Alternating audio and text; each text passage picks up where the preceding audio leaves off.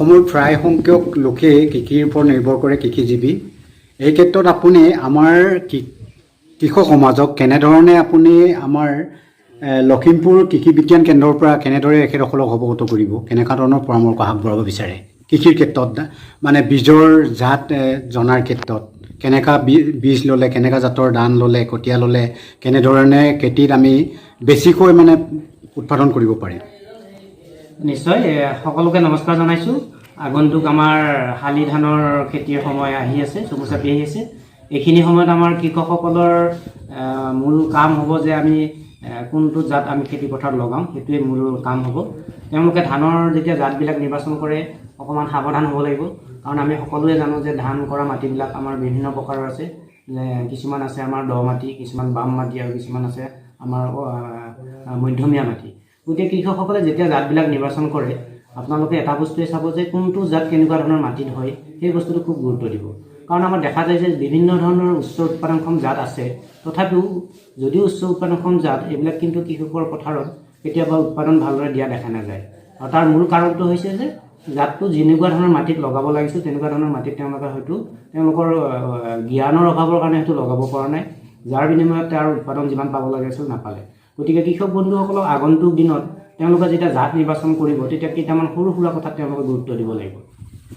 আজিৰ অনুষ্ঠানটোত আমি লৈ আহিছোঁ খেতিৰ বিধান।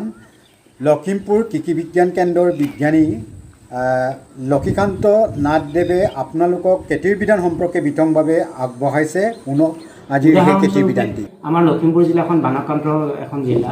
আমাৰ প্ৰায়বোৰ কৃষকৰ খেতিতে বানপানী হয়, অৰ্থাৎ পানীটো সোমাই গৈ কেতিয়াবা আমাৰ দুসপ্তাহমানলৈকে পানীটো সোমাই থাকে, তাৰপিছত লাহে লাহে পানীটো ওলাই যায়। তেনেকুৱা ক্ষেত্ৰত আমাৰ কৃষকসকলে জাতটো নিৰ্বাচন কৰোঁতে অকণমান সাৱধান হ'ব। তেওঁলোকে চাব লাগিব যে বানপানীৰ তলত থাকিলেও মৰি নোযোৱা কিবা জাত আছে নেকি। আৰু আমি কৃষি বিজ্ঞান কেন্দ্ৰই আপোনালোকৰ কৃষকৰ হকে আমি আজি 4-5 বছৰ ধৰি বানপানীৰ তলত থাকিলেও দুসপ্তাহ পৰ্যন্ত থাকিলেও মৰি নোযোৱা জাতৰ আমি কৃষকৰ পথাৰত আমি প্ৰদৰ্শনীমূলকভাৱে কৰি আছোঁ, কৃষকৰ মাজলৈ আমি লৈ গৈছোঁ। তেনেকুৱা ধৰণৰ কিছুমান জাত আছে, উদাহৰণস্বৰূপে ৰঞ্জিত চাহ1 বুলি এটা জাত আছে, বাহাদুৰ চাহ1 বুলি এটা জাত আছে, স্বৰ্ণ চাহ1 বুলি এটা জাত আছে। এইবিলাক জাতৰ বৈশিষ্ট্য কি? এইবিলাক জাত আমাৰ পানীৰ তলত দুসপ্তাহ থাকিলেও মৰি নাযায়।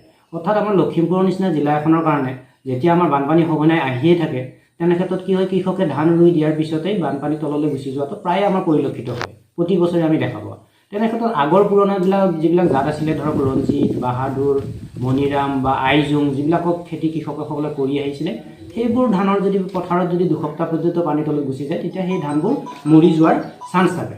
গতিকে মই কৃষক বন্ধুসকলক অনুৰোধ জনাম যে আপোনালোকে এই বছৰ কমচে কম আপোনালোকে ৰঞ্জিত চাহ1, বাহাদুৰ চাহ1 এনেকুৱা ধৰণৰ পানীৰ তলত দুসপ্তাহ থাকিলেও মৰি নোযোৱা জাতৰ নিৰ্বাচন কৰক, যাতে কৃষকসকলে অনাগত দিনত বানপানীৰ পৰা যি অনিষ্ট হয় তাৰ পৰা হাত সাৰিব পাৰে। গতিকে মই অনাগত দিনত কৃষকসকলক অনুৰোধ জনাম, কৃষি বিজ্ঞান কেন্দ্ৰলৈ আহিব, এনেকুৱা ধৰণৰ বিভিন্ন জাতৰ কাৰণে কৃষি বিজ্ঞান কেন্দ্ৰলৈ আহিব। আমি আপোনালোকক সহায় কৰিবৰ কাৰণে সদায় আপোনালোকৰ